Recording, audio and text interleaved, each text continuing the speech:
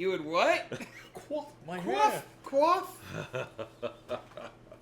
Should we? You got your shades on? Should we wear shades? I've got my shades. Shall we do it? Get your shades, so baby. bright. Get your shades. Future is bright. Future's bright as Chef Art.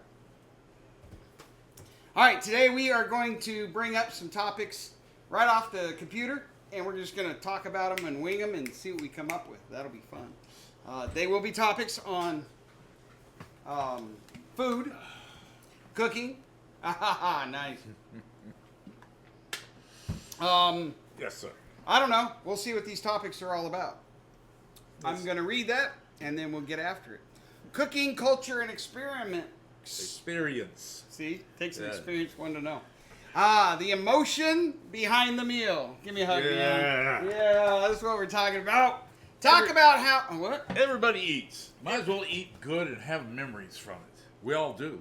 You don't have a choice, do you? No. When you eat, it is I mean, look, we gather around the table as family. We gather around the table to do business. We gather around the table to make amends. Yes. In fact, if you ever need to make amends, feed somebody. It's a perfect place to start, man.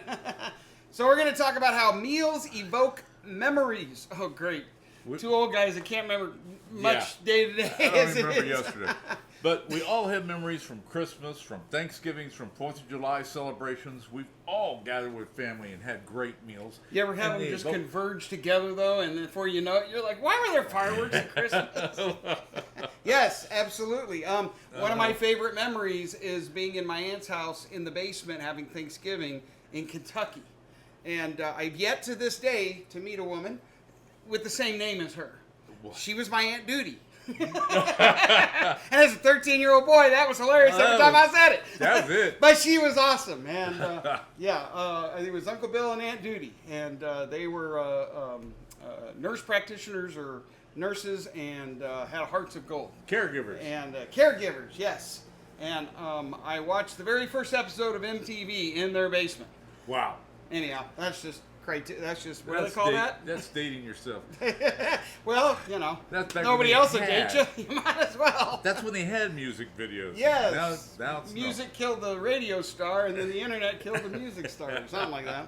But we're going to talk about how meals evoke memories and how cooking is a love language. We got a bunch of these subjects, but this will be our first one. We don't even know what they are, so we're just looking them up as we go. All right, we got to look at ourselves so that we know what we're doing. Okay. So, cooking is a love language. Yeah. What if you can't cook? So I started cooking when I was cooking for other people. And it actually so happens my friend was on a date. And I said, well, I don't have a date, so let me cook for you. And they allowed me to cook them. And of course, that was good for them. A course-by-course meal while they were on their date in the living room. And all I remember about the whole thing was that at the end, I said, well, how'd you like it? And my friend, being one to pull punches in our 20s, he looked at me and said, you don't put cream cheese on apples. Doesn't work. And that was the first time I'd ever even, attempted putting food together. It reminded me of when I used to try to do electronics at the house. As a kid, I would get a substrate, and then all the electronic components I had found in the garbage, in the alleyways, on the streets, I'd bring them home, and I'd wire them together, and all of a sudden, let the smoke out. I'd plug them in, and the breaker would go. My mom would come out, what's going on? I'd be around the corner, what are you talking about? I have no idea. I didn't do it. I didn't break that window last week either. Anyhow. So cooking as a love language. Any memories about how that actually come across? What's your best meal you've ever had? Oh wow! There's been so many. But has there ever been a time where the food is taking your breath away? Very few times at a restaurant. That's what disappoints me. True. Restaurant food is not all that, but it's cracked up to be. Well, but the yes, restaurants, I did one time I was going with my wife, at the time my fiance, in the streets of San Francisco, and the restaurants would spill out onto the street. And they came out and told us, hey, sit at a table, we'll feed you. Okay, cool. I mean, we knew we were going to be charged, but and so we sat down, and I thought, well, this is just as good a place as any. And I swear, they came out and brought us some food that to this day I've still never tasted anything like it. I don't know what they did. They definitely had the ability to capture the unami. Is that how you say it? Unami. Unami. But there was something magical about that meal. I always tell the story of a guy that came and knocked on my wife's door again when we were still dating, I believe. And we had only met him that day. He was a tall, colored black dude, just full of life and zeal, and smiled all the time. And we'd only met him that day, but it was so energetic that we became fast friends almost. So he said, "Hey, can I bring you guys over some jambalaya?" And I didn't even know what jambalaya was. In fact, I thought he had missed. I didn't know he had a stutter, and I'd never heard of jambalaya.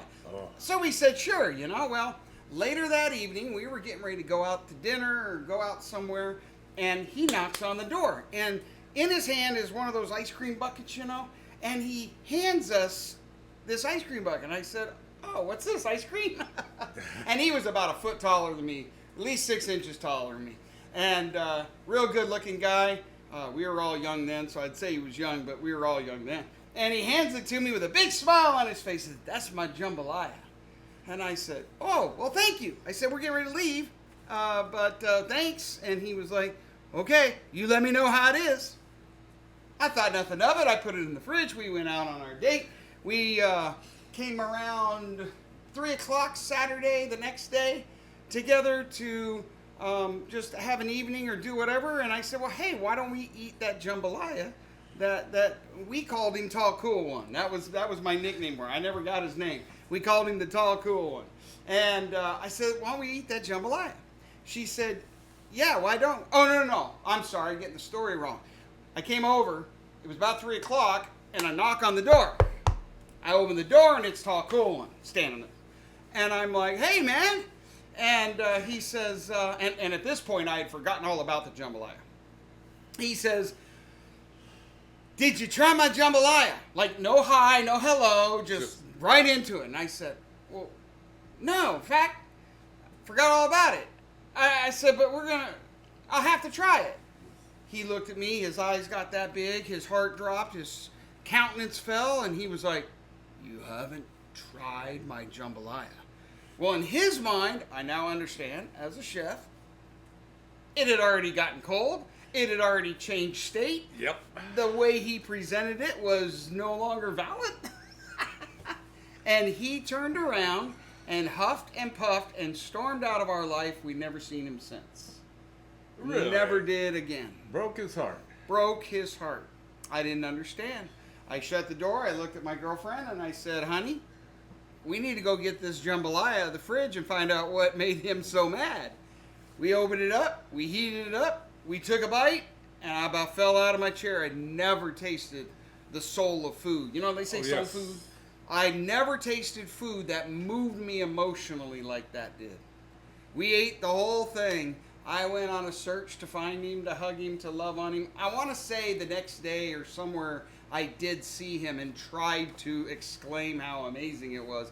And all I got was the cold shoulder. You missed the point. But you missed the timing. The story is that he just was absolutely livid that we did not see in it what he sees in it. And that just goes to show you how emotional food is. I know a long ways to get there, but, I'm good for that. Right. And he was absolutely wrapped up in everything that he had done. And now I feel terrible because I realize it was an expression of his love and appreciation for us as 24-hour friends. Yeah. And I thought, oh my, this guy put that much. And ever since then, as I have learned to cook, the story I told earlier was prior to this, so I had already kind of developed this interest for cooking. That story has led me to always put my best into it, because if it can be that good, it's worth being that good. Fair enough? Fair enough. And what do we always say when we cook? Hey, somebody says, "What's the magic ingredient?" What do we say? Love. It's love. It's always love. And that's what we do at Chef Heart. We reverse engineer the love in order to allow you to capture that essence of someone and put it into a spice blend, whereby being able to share it with everybody. And it makes all the flavors better. Selfless plug there, but hey, that's what we're here for. It does. But the love makes all the difference. So that's why, and that's just kind of how I see it. Food as being a love language. Read the next one. The emotion behind the meal? No, cooking Nope. for connection. Oh, cooking. Oh, the power of food to bring people together. Family dinners, date nights, healing through shared meal. Oh yeah. Oh yeah? Yeah. Like how? Oh yeah. Oh, just bringing friends together. Especially when you have a group of friends and a couple of them on the fringes don't like some of the others on the fringes. And when you get together and you barbecue, you cook. Yeah. You have either a seasonal meal, but it breaks down people's Barriers? real quick. And Isn't it funny how? Oh. they come to it. Isn't it funny how we can all stand in a potluck line? Yeah. Together. That's never a problem, right? I don't know. Your family get together. You ever have those edges? Yes. And the food always makes the difference because, especially in a potluck style. Especially, yes. When people bring, I've found that if you will eat someone else's cooking, you'll learn a lot about them. Yeah. About how much care and time and effort they put into the meal often gives you a sense of their patience and their depth and their level of appreciation, And it brings out family memories. Like when families are having a little bit of rough edges, you get the family together and you have a family meal that they've had many times before with their favorite foods, and all their angst and problems just go away because they go back to when they first ate it, and love was in the room, and everything just melts away. You make me think that couples, that's maybe why they keep their wedding cake in the freezer. For hard times, right? Yeah. Let's Here's break the it good up. time. Let's see if we can get back there where we were. So I was thinking of the idea of date night. My favorite date night food story, because if I cook for love. I cook for the presentation, and I cook for all of that.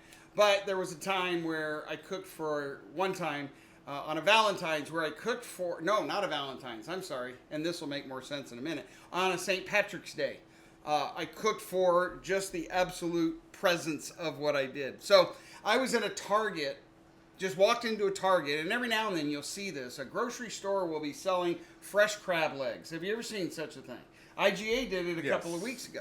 And they had a big freezer right there in the middle of the store, and I was like, what are you doing? They're like, oh, we got fresh crab legs. And all I can think of, there must be some seasonal aspect to this where the boats are unloading crab legs and people are trying to sell them. I don't know. But these were crab legs that they look like my legs, which look like crab legs. And it's King crab. But still, from a king crab, they were huge. They were $75, and there was a dozen of them in there. And you buy crab legs at a restaurant, you're not going to get anything that super huge. It's going to cost you $90 to $100 almost every time. So I thought that's a good deal. And in my mind, I thought that's a good deal for a future Valentine's Day thing. So I kept those crab legs in a freezer at work for over 3 months, thinking about when I would use them. Well, my wife's favorite holiday, one of them, is St. Patrick's Day. She loves it because she's from Chicago. They paint the river green or turn it green somehow. I don't know if that's a good thing or a bad. But she loves St. Patrick's Day. So I thought to myself, here's what I'll do. I will dye these giant crab legs green. Oh, no. Bright green. That was my whole intention. I did. I think we had some other elements on the plate, but I just remember dyeing these giant crab legs bright green and then making the surprise, voila, here's your dinner. And we're living in a tiny little apartment at the time. And I remember her eyes getting about that big, and I thought, oh, I surprised her. And yeah, sure enough. She didn't tell me until much later. It was all she could do to choke down those green eggs and crab legs. I've never seen green crab legs in No, and you never Hope will. I never do. Because whoever you're with, they're not going to probably put up with it. But they were tasty. Anyhow, that is, I don't know, any good stories on how food has propped up a date night, or Not not really, to put you on the 'cause spot? it's been a long time since I dated. Oh, there's that. That's about the best excuse you could have given to get out of that one. Okay, well, let's see. My most transformative cooking mistake. Oh, my. You know, there was a period of time I learned to cook cooking for my family. There was a period of time where a lot of grace had to be, that was like the fifth element of the meal.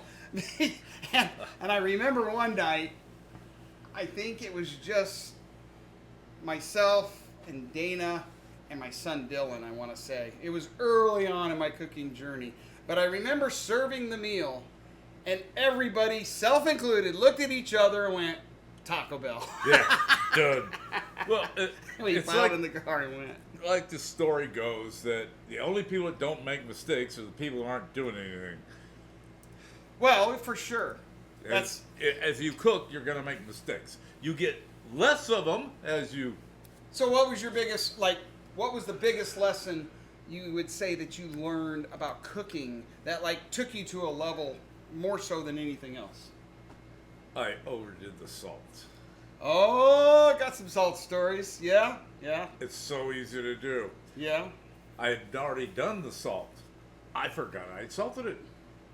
So I did it again. Not good.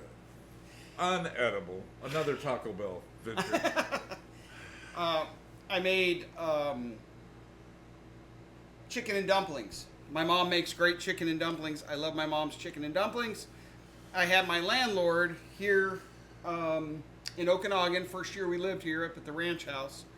He was coming into town with his wife, and I wanted to impress him.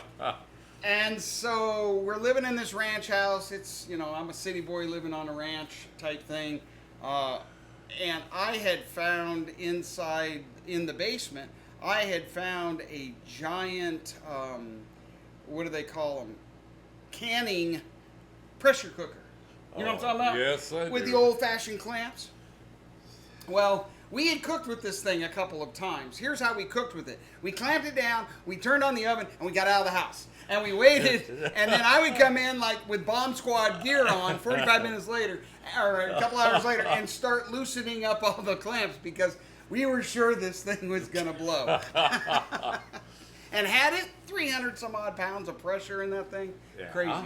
So we cooked the chicken and dumplings in this pressure cooker, and we treated it the way. And I was like, we got to leave. We were trying to make excuses why we had to get out of the house, but it was the only thing I had to cook them in. And so by the time we got back in, I had been, just trying to be the host and trying to do all this. That I said, Hallie, you want to help me salt the chicken and dumplings? And she said, yeah. And I was trying to involve her. She was all of 9. I didn't pay attention to how much she salted it. I watched, but I didn't pay attention. There are two different things. She loaded that thing up, and I think I had stirred it up and put the lid back on for a little longer. Whatever it was, I served these chicken and dumplings. First bite I took, I knew immediately that we had oversalted because it tasted like a salt lick. And I look up, and my landlord and his wife were just chowing down. And they ate their entire plate, as did I, and so did everybody else. And And nobody said at a the end of word. it, I looked up and I said, hey, would you like some seconds? And faster than lightning out of a bottle. They were like, No. nope. And that's when I good. knew that they were just really cool. They're nice. They had eaten it, but they ain't gonna eat it again. Fool me once. That's all it takes. But and my big pinnacle, personally, of that changed my cooking for a long time came from my dad. I was in the Navy, and in the Navy, you know how it is. You have to you have to hide your cooking because you weren't allowed to have hot plates in the barracks. You weren't allowed to have anything. Flip an iron upside down, right? But I had a wok, and I kept it. I forget where I kept it. I might have kept it outside of my room in order to pull this off. And I would cook all my stuff in there. And I remember one time I cooked a giant vat of spaghetti. and In I a cooked wok? all the noodles. Yeah, in a wok. I've never heard of wok noodles. Yeah, well, you don't have a choice when Yeah. that's all you got.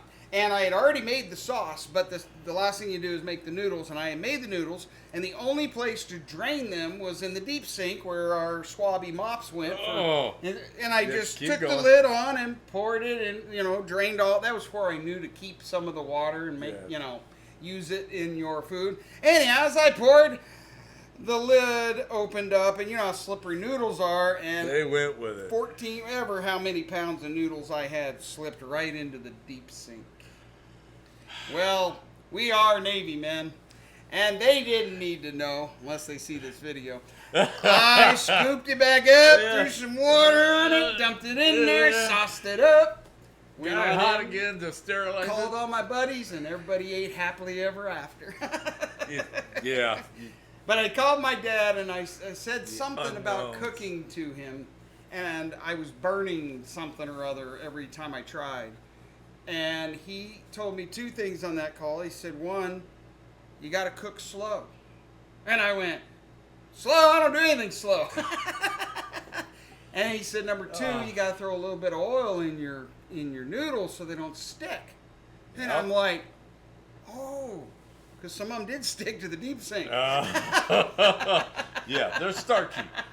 And so after that, what dawned on me, first of all, cooking slow took me a while. It took me a good year to where I could slow myself down. But then I discovered if you cook slow, you can make mistakes and fix them because it's in As a you much go. slower Yes. process. And then the oil, that was an immediate. I started putting oil in, and I was like, wait a second.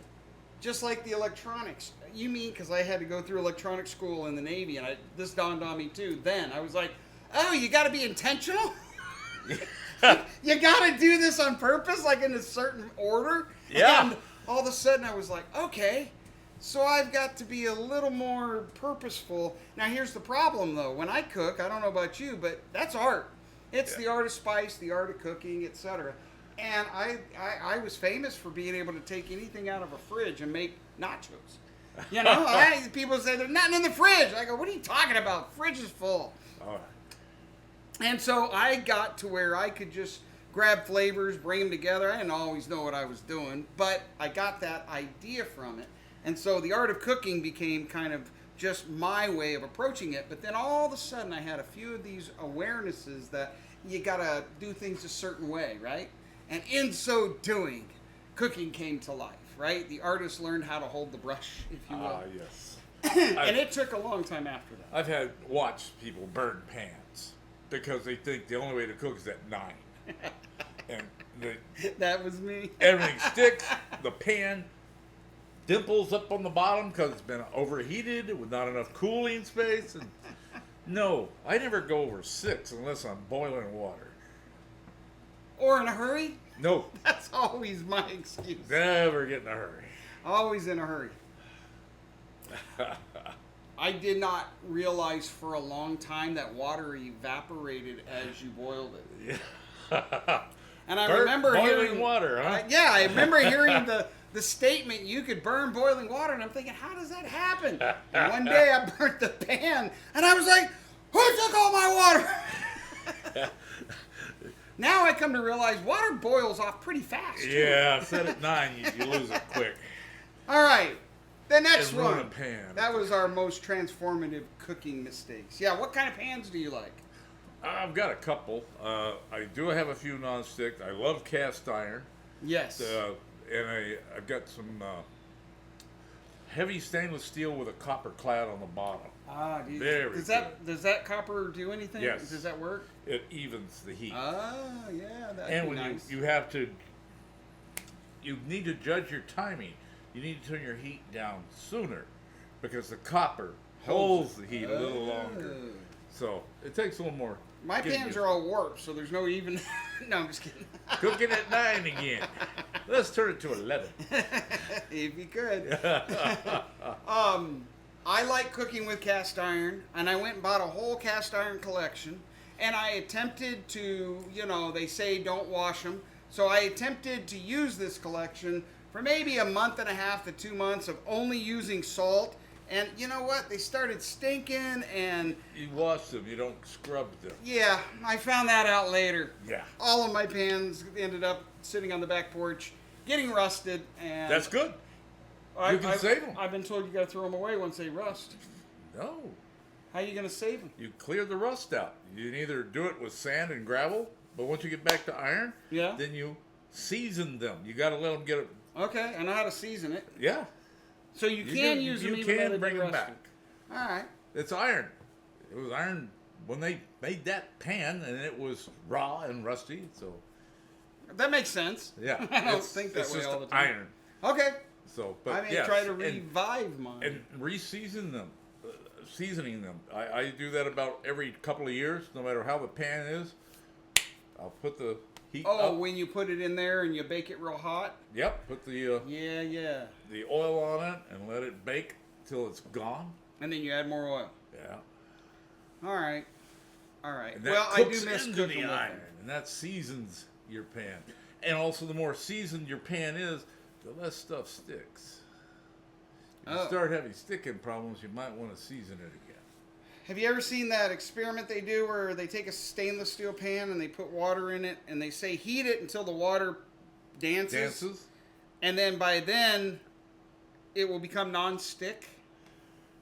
I've not seen that one. But they always add oil to the pan. Well, I think if you're adding oil, it's non-stick, isn't it?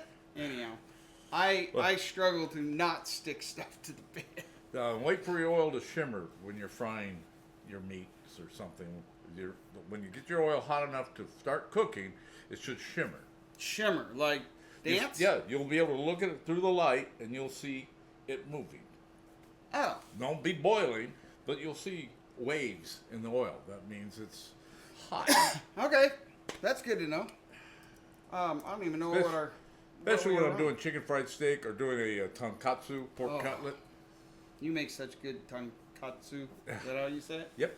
It is good. I struggle with deep frying, period. And I think it's because of the 9. I'm serious, man. I'll deep fry something, it gets all crispy, I take it out, it's raw on the inside. Or then I try to turn it way down. I can't make very good, what do they call those potatoes that are integrated? Hash browns. Hash browns? Yeah, because you got, like, you go to the restaurant, all you have to do is order, and they get they're crispy on the top and the bottom. All the way, perfect. juicy on the middle. I go home, I order, and then I cook, and then I'm like, hey, this isn't what I ordered. Shredded hash it's so browns hard. are harder to cook. And I can't figure out, do I soak them longer, get more starch off, or do I add starch, and then I hear about bacon's powder. I swear, it's just easier to go to the restaurant. Caribou Inn got the best. All right. We did that one. So, from fridge to feast, Oh, cleaning the talk fridge. about how to turn what This is your nacho story. they already have into something soulful. Not gourmet, but real. So, yeah, there's a guy, there's a chef on some tubage that takes, like, a McDonald's meal and turns it into a gourmet meal. I'm more about just finding... So, here's what I found. This is interesting. I've observed that as a family of 4, family of 3, when you're cooking on a regular basis, the fridge tends to fill up with everything you need for a meal, but you never plan it. Clean the fridge down. So, well, no, it's not even that. It's more sophisticated. I don't even know how this happens, because maybe you go, we live right next to IGA, so we call that our walk-in pantry. We don't even buy food in bulk anymore. I wouldn't even know what to do if I had to go do a full month's grocery shop. But you'll go buy stuff and use it, and then all of a sudden, one night everybody's like, what's for dinner? And you're like, I don't know yet. I haven't looked in the fridge. And you'll look in the fridge, and all of a sudden, there'll be the fixings. I had huevos rancheros the other morning, and then we ate it for lunch as well, because I made so much. I don't plan for huevos rancheros. Maybe once every 3 years I would, but rarely do I. And I looked in the fridge, and I'm like, there's everything here for huevos rancheros. I made the best tasting huevos, and I could never duplicate it, because it was only one. I make turkey soup, and my daughter will be like, Do it again. that was the best. And she used to say, did you save the recipe or something like that? And I go, hon, there is no recipe. and now she looks at me and she'll go, did you put any in the freezer? So I can have more. Yeah. But that's the best way to cook, I think, because then you're truly connected with the food and you try stuff you otherwise wouldn't. Right. Like you'll throw green pepper into something you wouldn't normally. I had Buzzbrew Bliss, which is our tasty little dessert treat over there of honey crystals, and granules crystals, and the espresso salt. Yeah. The espresso salt's good. It's amazing. And I put that in my baked beans. Yeah. I think that's the baked beans I was finishing Just finishing off today. Yeah. And it was great. I never would have thought that, but you salt your beans, you put sweet stuff, brown sugar in them, and a little coffee back doesn't hurt either. It kind of gives that. Beans are like potatoes. They've got a wide range. You can go any direction with them. Yeah, but have you ever tried to make bean fries? They're a lot harder. Frijoles, refried beans. Well, there you go. Okay. Yeah, you Make got me those. there. Yes, like fried beans. Fried beans. Plating with purpose, the art of presentation, and how intention elevates any dish, even the simplest one. So it was 3 years ago? New Year's Eve. What do we do on New Year's Eve? We make New Year's Eve resolutions. Well, we all know we don't keep them. So I said I'm going to make a New Year's Eve resolution that's so simple. Yes. And I could build on it that I'll never not keep. It's just more of an intention. And I said, my New Year's Eve resolution is to start plating my food better. That was 3 years ago. Just by creating that purposeful intention, my cooking has excelled so much so that I started a spice business and we've gotten this far with it. And it was all because I said, I'm going to take, and what happened is it forced my mind into a shift to say, this is what the meal's going to look like eventually. Presentation. Eventually, this is what you're going to plate. And then when I did that, then as I plated, and I worried about, I saw chefs wipe with a rag. I saw them take shortcuts. You put too much pepper on, you blow it off so that it's not on the... And all of a sudden, I took more care in the preparation of the food. Hey, you're out of... Yeah, I'm out of seed. Are you doing that a lot? Every once in a while I look up, I see I'm not there. You're a vampire. Okay, that's because, boy, I don't shut up long enough to know that the camera's moving. Well, the presentation, it really matters, but it's hard to get good at it and do it continually. I didn't say I was good at it. Yeah. I said I tried. Yeah. But I don't go to that nth degree of where you end up with this little serving on this great big plate with a... I'm not trying to make an expression of it. No. I think that's fun, and I think that when I go to a restaurant that does that, I can see into the chef's passion, and I appreciate that. We're all busy, so trying to pull off that. But I do like to lay out the mashed potatoes and take the pork chop and kind of cascade it down, and then whatever goes on top, and I try. And we did get some really cool plates. My brother-in-law and his wife got us these platters, and they were meant for serving. Yes. One's this big, one's this big, one's this big. Okay, probably something like that. Mama bear, Papa bear? Yeah, Mama bear, baby bear. Never listen to a one-armed man's fish story. Yeah. Never believe a one-armed man's fish story. You know why? Because all the fish are that big. All right, and they were like this big, this big, and this big, and I started using the smaller one, which was big, to serve. And I served sushi the first time. I made my sushi platter, and I laid it out, and I colored, and it was beautiful. And I went, I'm never going to plate on another kind of plate ever again. And for a long time, we used them. And then I think it was this Christmas, they gave, or I think somebody, either my wife went and got them somehow, some beautiful oval plates that just really had an attraction to them. Showed up. I do believe they gave those to us as well. But that being said, now I realize, okay, if you frame it, that's 90% of your plate. A good plate, a good frame on a picture makes all the difference. And you don't want the chow line scoops of... Right. That's what you want to avoid. So now that's what I do. I plate with intention. I don't plate my food. I plate everybody else's. You know, I don't care. But I bring it out and I do my best, and I find that it really does. It's like taking a painting and giving it to someone all rolled up in a tube. Here, I bought you a Picasso. Well, that's nice. You know, this 4-year-old painted me something. I mean, but if you frame it, all of a sudden it comes to life.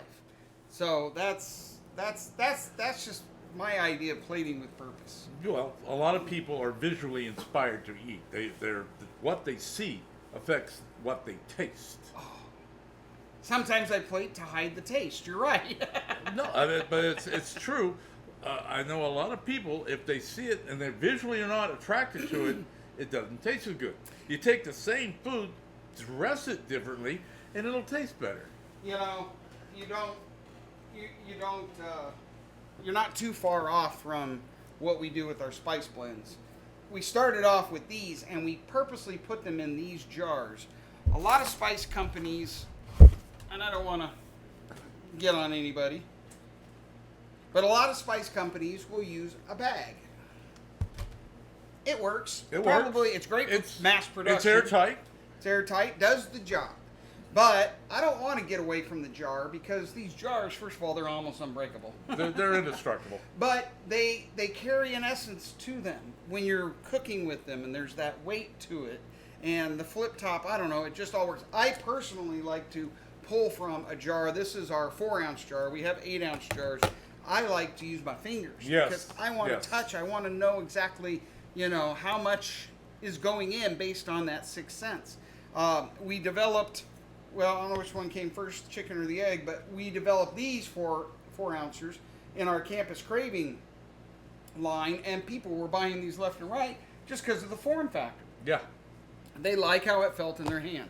And then for ethnic blends, because you're going to use them on a regular basis, we developed this tin can. And didn't you say someone came in the other day and bought 2 ethnic blends, and they wanted just the can? They were mainly all about the can. And so when we create these blends of ours, and it's right, and you're right, when we eat, it's a smell, it's a taste, it's a sense, it's 5 senses all kind of gathered into one. Yeah. And that's our hope, is that our Chef Heart blends will stimulate all 5 senses and bring to you a story. Many of them are narrative blends, you know, they have characters that they're built around. But the very essence of the packaging, the scent, the fresh herbs and spices, the no GMOs or fillers, that really does make for an overall experience of all 5 senses. Good place to start if you want your food to have the same thing. Yes. Yeah. Dress it up. Dress it up. Season it. Why did the tomato blush? Why? It saw the salad dressing. Oh, geez. Hey, we'll be here all day. Okay. At least till tip you've your got a waitress. few hours. What? All right, from plating with, and now we're going to get into mindset, storytelling, and identity. What's your flavor identity? Now we're going to get all philosophical, where I love to be. Oh. Explore personality through cooking style. Are you bold, sweet, mellow? How do you reflect upon your cooking? So, you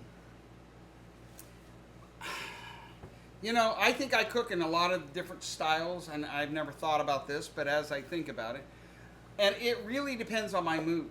Right. If I'm spunky, you know, I might cook Mexican food, something with bite, something with tart, tang, maybe. I know that when I'm feeling creative, I like to cook Italian. Yes. Because I like that. Gives you a lot of range. Yeah, I like to, you know, if I got 3 hours to spend in the kitchen, Yes. give me that time. I'll make that sauce. Dicing, chopping. It's the best. When I'm in a hurry, I hate cooking. Oh, because you're not cooking. You're just throwing food together to just fill the making it void. hot. Yeah. No, it's true. It's true. But that idea of taking your time to be able to cook something seems to really come out in different dishes. Now, sushi. I love to make sushi. And you're good at it. Listen, I like to eat it. We live in Okanagan, Washington. As far away from the ocean you can get. Maybe, quite. I don't know, but definitely not. Well, it used to be that you could not get fresh sushi Seafood, around yes. here. Now, we don't have a sushi restaurant for 150 miles, maybe. Yeah, and if you want a good one, you're going further. Yeah. So, if you want sushi on a regular basis like I do, you need to find a way to make it happen. Now, lately, I've been going to the IGA, and they have sushi grade eel, sushi grade tuna, which I don't need sushi grade tuna because tuna's tuna for me. But sushi grade tuna, when it's packaged, is good. They also have sushi grade salmon. But the reality is, I go buy me a nice big piece of salmon, and the best way to do that is at Costco. They have the best salmon. And bring it home and lay rice vinegar on it, and the coarse salt, and just coat it with that. Wrap it up, put it in the freezer, and leave it there for about 20 minutes. Yes. Don't freeze it. But that's for getting rid of any parasites. And that's all you're doing. Salmon have a worm that could potentially come out, but tuna, no. No worms in tuna. You can eat it straight out of the package and not worry about it. I still sometimes tend to, rinse it off and maybe even throw a little vinegar on it, let it sit for a minute, because I don't know. I don't want to trust folklore. But those two make up a substantial amount of your sushi platter. Now you got your cucumbers, and you get you some seaweed and avocado and the cream cheese, and now you can do quite a bit. But then you can also take that salmon and sear it, and now you got a little bit of heat, hot food. Yes. And now you can kind of create a bunch of other stuff that you otherwise couldn't. And you do the same thing with the tuna. But don't forget getting some sesame seeds, because Sesame seeds? that really makes Wasabi? it seem. And the wasabi and the soy. Your rice. All right, stop. You can get the sushi rice, but you can also just get basmati or one of your, run-of-the-mill rice types of rice, and rinse it really good. Cook it, preferably in a rice cooker, but however. And then when you're done, add about a teaspoon. I'm assuming you're making like 4 cups of rice. Add about a teaspoon of the rice vinegar and about a teaspoon of sugar, and maybe a dash of salt. And the sugar and the rice vinegar create, sushi rice is real sticky. Yes, sticky it creates that stickiness. Yes. And so now you can take your sticky. When you do it at home, it gets too sticky. I'm telling you, it's all over your fingers. But you put that in the rice or in the seaweed, roll it up with all the stuff, cut it with a real sharp knife. It looks like sushi. It's great. And then you can add, your other pieces. And now, like I said, I found eel already cooked and seasoned in a package. I like to get clams and mussels sometimes, and just have them also on the side, almost like a bento box kind of variety. You can buy shrimp, and you can flash boil shrimp just to kind of get the parasites off, and it still stays very succulent if you buy actual fresh, tasty, live shrimp, or not the little mini shrimp. Right, cocktail. not the shrimp cocktail, or not something frozen. So there's a lot of little tricks you can do to kind of spruce up your sushi. Up here, we are in the midst of 12 Native American tribes. We call them the Colville 12 tribes.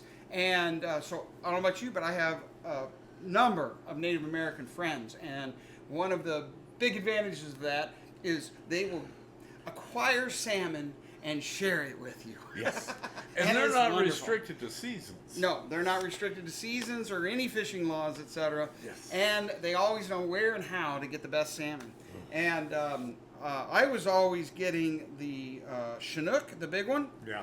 And those make amazing steaks. But this past year, a friend of mine brought me, what's the other variety? Steelhead or the No, Cockney? No, they're salmon. They're the smaller. The Cockney? No, let's see. You got coho salmon. Yeah. They're the smaller ones. That's Okay. the one it was. Coho salmon. And I always thought the bigger ones were the more preferred salmon. Well, we cut these open. They were so bright pink and beautiful. It was amazing. And the meat so succulent. I couldn't believe it. And I looked at him and I said, and he brought me like 30 fish. And I'm like, you got to come over for sushi. And he goes, sushi? And I go, never ate it. I go, yeah, this fresh of salmon? He goes, you eat it raw? And I said, you've never eaten sushi? I go, how long you been catching these salmon? He goes, like 34 years. He came over. I made him a whole platter. It was first time he had ever eaten the salmon raw. It was so good. And it was, oh, you were there. I was there. There you were. It was so good. Yeah. I still haven't had that good. In fact, I don't even know if I've had salmon sushi since then, because that's still on my palate. That's a problem. When you eat good, it's really hard to eat bad. Yeah, you don't want to go back. We've become spice snobs, and that way with a lot of food as well, especially beef and things that we get around here that are natural. So, personality through cooking style, bold, sweet, mellow. I think it really it depends on how you feel that day. And what food category you're in. Some foods are more bold than others. I love my steaks. Oh, you. And I just want them pepper, onion, garlic, and salt, and then let the charcoal and the hickory season them themselves. I just love it that way. I hear so many videos on YouTube. This is the best way to cook steaks. Da, da, da, da, da. You know, however you cook your steak and it makes you happy, I think is the best way. A good trick though that I have learned is that, so I do like sour cream on my steaks. I do like horseradish on my steaks at different times. I like horseradish with my roasted meats. Yes, that's a good time to use them. But I learned that if you take the yolk of an egg and you cover it in salt, Yeah. and then you put it in the refrigerator for a day, it will absorb all the moisture out of the egg. Never tried Out of the egg yolk. Yeah. And then what you end up with is a ball that you can grate over top of your steak. This is what big restaurants do in order to create that umami, salty flavor that you can't identify that makes the steak taste so good. It's better than butter. It's the most phenomenal thing, and I like having garlic butter on my steak as well. It is so phenomenal to do that and to have that and to put it on your steak. You should try it sometime. It's I very will good. do that. It's very good. And I also don't turn my steaks over and over and over. They're not pancakes. I set them on until they're cooked halfway through, put it to the other side, and then when that's done, I take them off. That way you're not searing in each side twice. Just put it on one side, flip it. My burgers are the same way.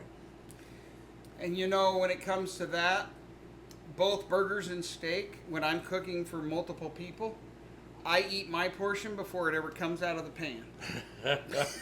You're done eating before you serve. Because I don't want my steak. I know you're supposed to let your steak rest, and Yes, it gets you more are. flavor that way. I don't know. While it's sizzling in the pan, and I'm taking, nobody in my family likes the fat, so I get all the fat, and they lot don't of like it rare. flavor. I served my wife steak one time, and it was literally burning. When I served it, the end had gotten so charcoal that it just kept the flame going. And she looked at me. She goes, "You finally know how to serve my steak." I said, "Whatever." But I did teach my kids to eat rare, if not raw meat, almost.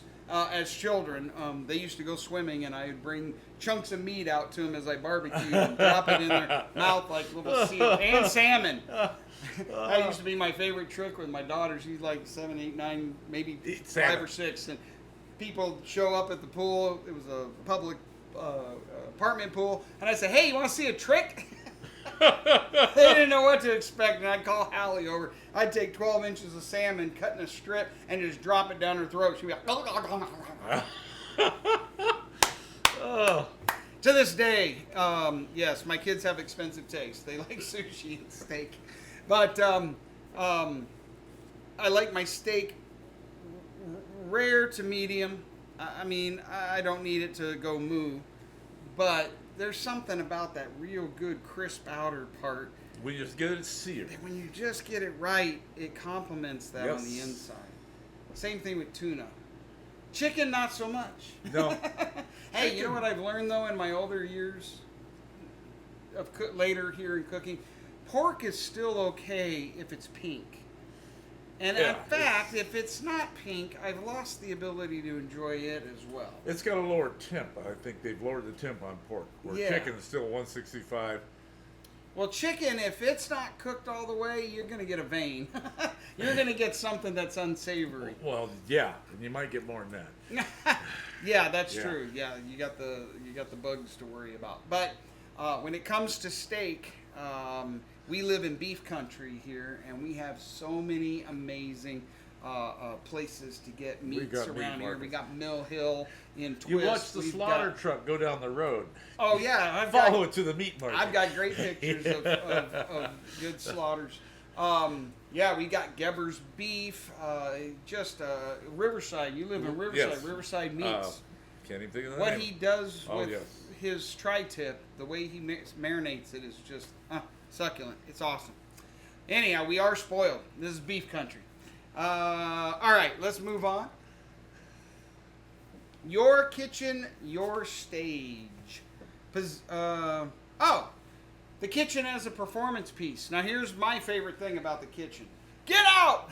It's my kitchen. It's my kitchen while I'm in there cooking. Now, I did this for years. I kicked my wife out. I kicked out the kids because that was my sanity. That was my peace. I spent 3 hours of just me inside my art, preparing something for them, getting it ready. I found that to be wonderful. And I live in paradise because my wife and my daughter do all the dishes.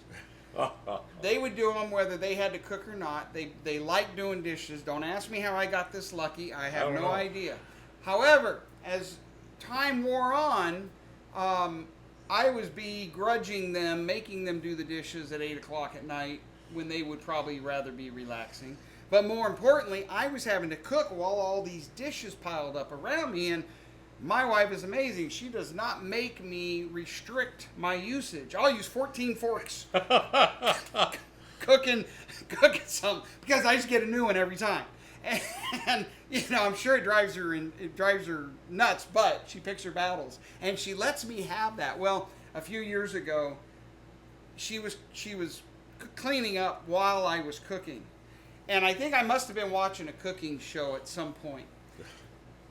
And the cooking show, the guy was cooking and somebody was cleaning up behind him, and it hit me like a ton of bricks. I went, "You idiot! You have the greatest gift of someone who's willing to clean up behind you while you cook."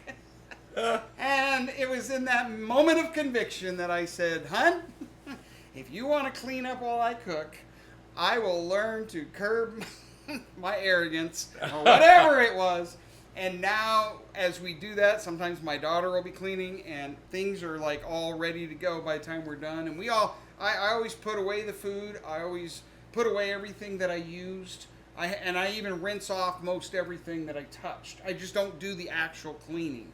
So I do my best to prep it so that they can take it to the next level. But when she comes in and cleans while I cook, used to frustrate me. Now I consider it just a change of perspective, right? Yes. I said I'm going to plate my food, and my cooking got better. And so I said I'm going to let my wife clean up behind me, and my marriage got better. I clean while I cook. I try. Whenever I get ready, while it's all plated and ready to sit down, everything but the plates are already clean. You're a bigger man than me, I'll tell you. But I don't hover over my food. I know how much time I have on my food, and while my food's sitting there cooking, I go clean. You can do that. You know why? You're not on 9. No. Oh, but anyhow, the kitchen is the domain, and I still, to this day, if I really want to get into it, I just ask everybody to leave. And they all know it's a temperamental place to be. So if they're in the kitchen, they better be doing dishes. And I don't like people watching me dance while I'm cooking. Oh, well. It's embarrassing. Yeah, well, can't say that I have that problem. I dance while I cook. Oh, that must be fun. I probably sing or do something ridiculous, so there is that. Lighting in the kitchen, by the way. If I could afford great lighting, I would have it. So I've tried these under the thing lights, yes. The indirect lights, but they come on, they go off, the whole thing. But so this drives my wife nuts, absolutely nuts. And she says I've only started it since our son left the house, graduated and left properly, didn't just run off. But I opened the fridge door. and I leave it open the whole time I cook. Oh, And you hate it because I've known you to come over to my house and shut it. She comes in 4 or 5 times during a session. She'll get up off the couch, watch it, walk over, shut the door, and walk away. And I will leave it shut until I need it again. And soon it could be seconds later or minutes later. I open it up. I like the fridge light. It's so comforting. No. I've got good counter lights. I've got good overhead lights, and I got a good window with plenty of light. But I have a fridge and my light. fridge beeps at me after the door's open. So oh, throw that fridge out! There's no way. No way. I actually did a calculation. I used AI to calculate how much power it loses, and it would take. I think it took like 5 hours before you would start to lose even a penny worth of power. And most people think that a refrigerator, like an air conditioner, cools the air, but it doesn't. It takes the heat out of the food. Yes. That's why the air, if there's no food in there, you'll think your fridge is broke. So the time that it takes for that food to change state when pretty much everything around it's still cold, and it's nominal. So nominal that it doesn't justify me not having my favorite light. I'm gonna buy you a refrigerator. And I hate having to open it every time I want some. I just want to, but I put all my spices in a drawer. I have a spice drawer. I open it up and I play. You paint. And I leave it open until I You run into paint it. with I your paint. palette. That's right. And the fridge is my palette, my other palette. Yes. Anyhow, we'll get off that subject in case I get myself in trouble. Cooking as meditation.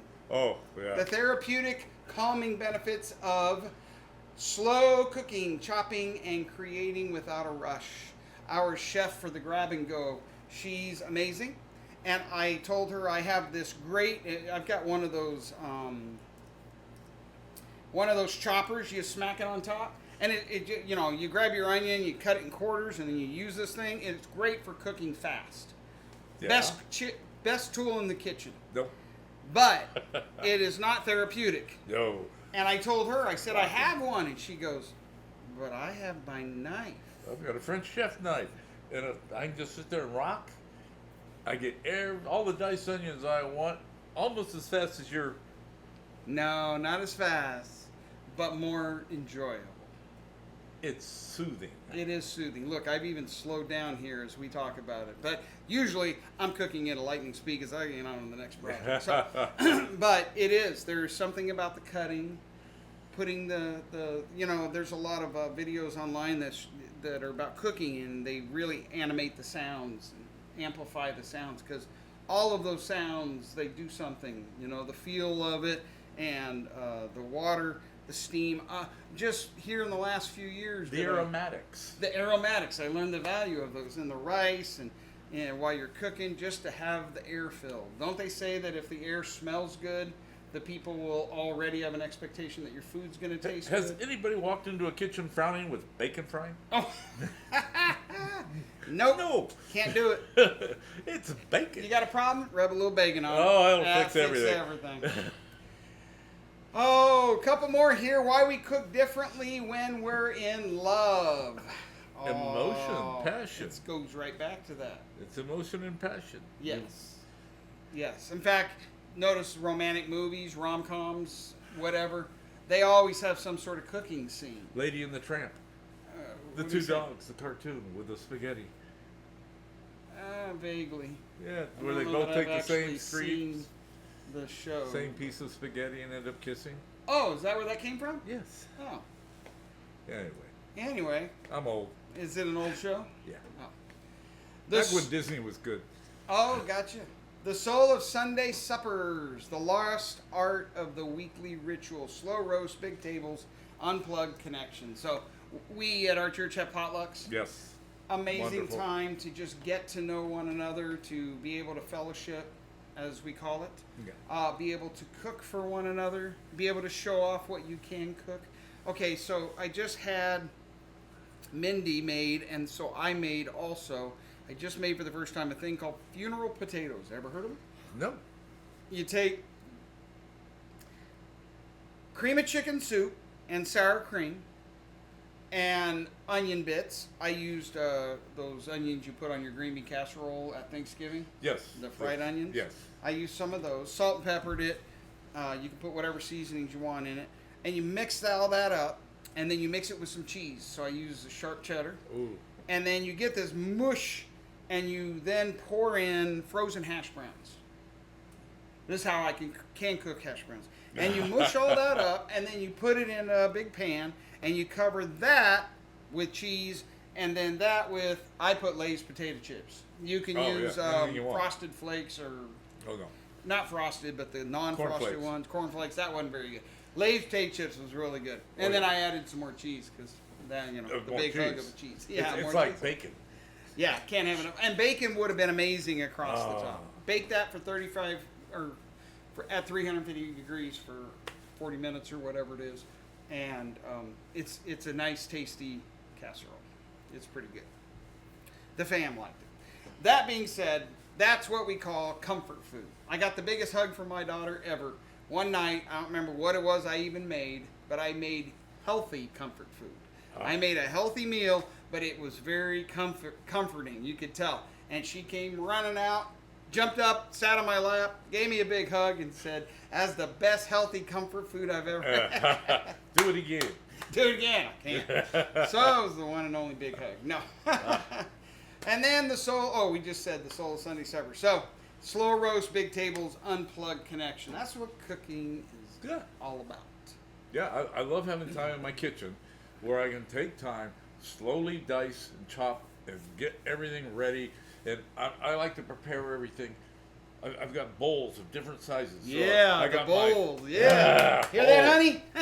Put all your little clear ones, little Mexican bowls. Oh, yeah. Like nice porcelain. Your chopped fresh garlic, your onions, your parsley. Woo. You do all this and you set it all out. And then you start the fire. Yep, that's the fun part about cooking sushi or pretty much any Asian dish. I get all the fun little bowls out, the chopsticks and the different little whatever squirrelies I got. It was funny, we were, not a month ago, my wife, we were all at the table, and she brought out some dishes I had never seen. Where did these come from? I looked at them, I go, "Those are awesome, where'd they come from?" She goes, "We got them as a wedding present, I've left them hidden." So they knew it because I break everything I touch. So, even though I have all this wonderful stuff I like, we have to buy stuff I can break. And she's like, "I wasn't going to let you break these." And when I don't have time to chop and dice and do all the things I like, I take a small bowl, just a dash of vinegar and water, and I put my dehydrated onions and garlics, my parsley. Oh, like what you would get out of a... Yes. Oh. And let it rehydrate. Oh. And then use it. It will rehydrate. Your water will disappear, and you'll have these pieces of actual hydrated onion. Yeah. That way you're not pulling moisture out of your food to rehydrate your onion so the onion flavor can get out. Hydrate. Hey, that's brilliant. Yeah. You can't just drown your food with water? You can. We call that soup. Anyhow, this has been a Chef Heart. I don't know, what do we call these? Oh, yeah. It's just a roundhouse. It's just us getting on and having a good conversation. So we appreciate all of you who take the time to watch these videos, and we get them good and chopped up. So I'm sorry you won't be able to follow all the inside jokes from one to the other. Unless you watch it on YouTube. We do put the full version up there. And if you're in Okanagan, if you just want to... Pop popcorn if you're going to watch the long one. Yeah, it's been a while. Sorry. We're in the store. It's slow today. What can we say? If you are in Okanagan, or you even want to connect with us via Zoom and you want to come in or sit and have a conversation and just be part of our channel, we'd love to have you. So look forward to talking to you. Any final words of wisdom? Not at this time. Just come on by. Yeah, we want to tell everybody to be... Oh, you were thinking of the tagline. I was thinking of yours. Oh. So we started telling everybody to eat well. Eat well. But that was more of a marketing thing. He came up with a better one. He went to text me one day, and he wanted to say, "Be safe." Yeah. And instead it came out different, and that's become our new mantra, and that is... Be sage. Be sage. Be sage and prosper.